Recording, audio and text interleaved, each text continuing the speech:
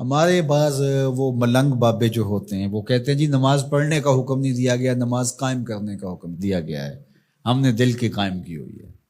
یہ ان کی خود ساختہ توجیہ ہے۔ نماز قائم کرنے کا حکم اہل ایمان کو دیا گیا حضور کی وساطت سے، اور حضور علیہ السلام کو حکم دیا گیا کہ نماز قائم کریں، تو آقا کریم علیہ السلام سے بہتر اس کا مفہوم کون سمجھ سکتا ہے؟ تو آقا کریم نے رکوع اور سجود والی نماز پڑھی اور قیام نماز کا عملی اظہار لوگوں کے سامنے رکھا، پھر اس کے اندر کیفیت کس قدر ہو تو یہ پھر جتنی قربت اللہ کی بندے کو نصیب ہوگی اس قدر وہ آگے بڑھتا چلا جائے گا۔ تو یہ باطل توجیہات یہ جاہل لوگوں کی، جس کے بدن سے بدبو کے ببوکے پھوٹ رہے ہوں اور جس کے جسم میں جوئیں پڑی ہوں اور جس نے 6 سال سے غسل نہ کیا ہو، وہ اس اعتماد سے کہہ رہا ہوتا ہے ہم نے قائم کی ہوئی ہے، ہم نے دل کی قائم کی ہوئی ہے۔ اللہ اکبر۔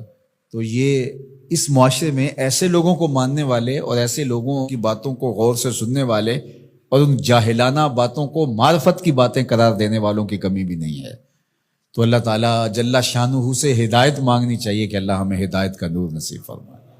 تو اقامت نماز سے کیا مراد ہے؟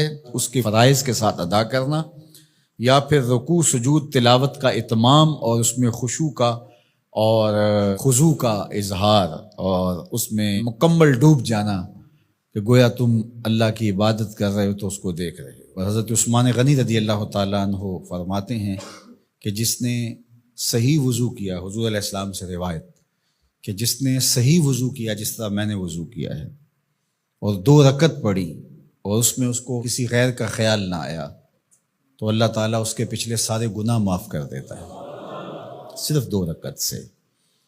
لیکن اگر ساری نماز ہی خیالوں سے بھری پڑی رہی اور تصورات کہیں اور بھٹکتے رہے اور انسان کھڑا نماز میں ہے لیکن بہکتا کہیں اور رہا تو پھر وہ نماز کی صحیح اقامت نہیں ہوگی۔ تو اقامت صلاۃ سے مراد جو ہے وہ یا تو اس کو فرائض و واجبات کے ساتھ ادا کرنا، اور دوسرا مفہوم کے خشوع کے ساتھ پورے اراکین کا اعتدال اور اتمام، تو دونوں اس کے مفہوم بیان فرمائے گئے ہیں۔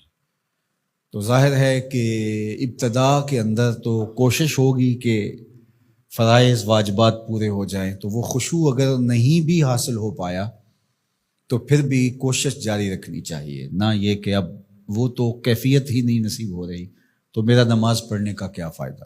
حضرت محدث کچھوچوی علیہ رحمہ سے کسی مرید نے کہا حضرت نماز پڑھتا ہوں لیکن لطف نہیں آتا، مزہ نہیں آتا۔ تو آپ نے اسے سوالیہ انداز میں پوچھا کہ اس کے باوجود بھی پڑھتے ہو؟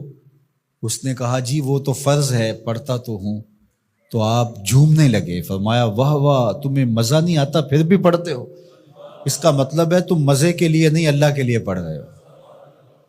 تو اگر لطف آ جائے، وہ کیفیت، وہ حظ، وہ تو بہت بڑی بات ہے، لیکن اگر نہیں بھی ہے تو اس کا فریضہ تو ہے اس کی طرف سے جو عائد ہوتا ہے، تو وہ شکل بنا کے تو کھڑے ہوں، وہ صورت بنا کے تو کھڑے ہوں، تو کسی دن وہ کیفیت بھی پیدا ہو جائے گی۔ خورش دے بدر را جو کب کو حمام کہ یک روز افتد ہمائے بدام۔